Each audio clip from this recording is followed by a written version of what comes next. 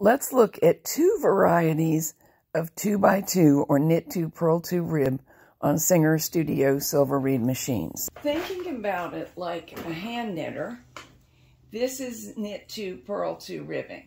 2 on this bed, 2 on this bed, alternating simply back and forth. We'll call these the knits and these the purls. Let's knit a few rows. This tends to make a ribbing that performs similarly to every other needle or 1x1 or knit 1 purl 1 ribbing, but I think it looks a little sportier myself. Now I'm going to transfer into some configurations that also get called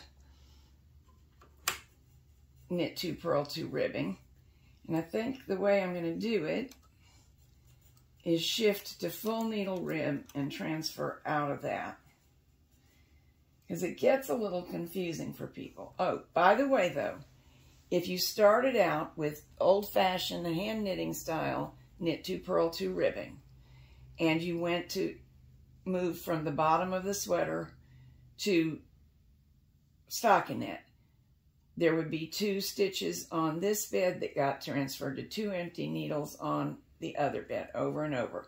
You would end up with 1 stitch per main bed needle and simply transition to stockinette. Let's make sure I'm on half pitch, which I am. Do full needle rib for a minute. And this is what the manuals for the SRP 50 and 60 call 2x2 rib. I find their choice of name a little bit confusing because it is 2 stitches on each bed, alternating with 2 on the other bed. So I guess that's what they were thinking.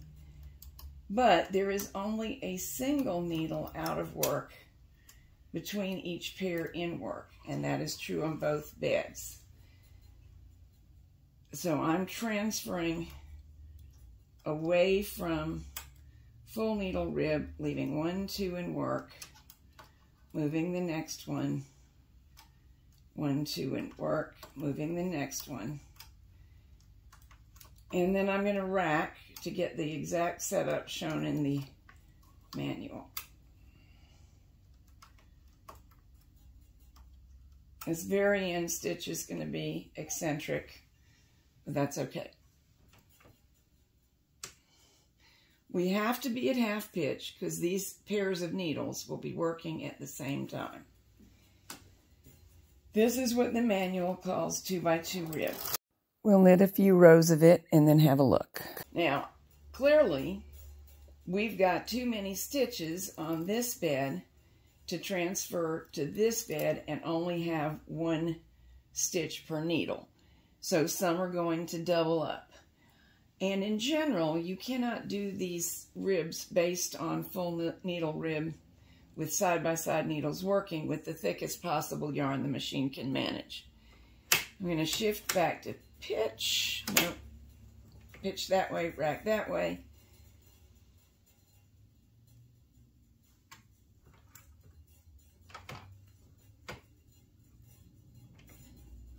I think my best bet is to be positioned so that I can fill in the empty needles with the stitches on the opposing needles. And now all these needles are full.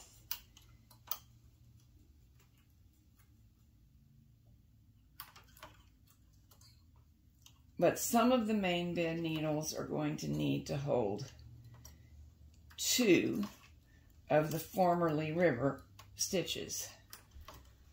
And it will be okay because, again, this is not something you would do with the very thickest yarn that the machine could knit for many reasons.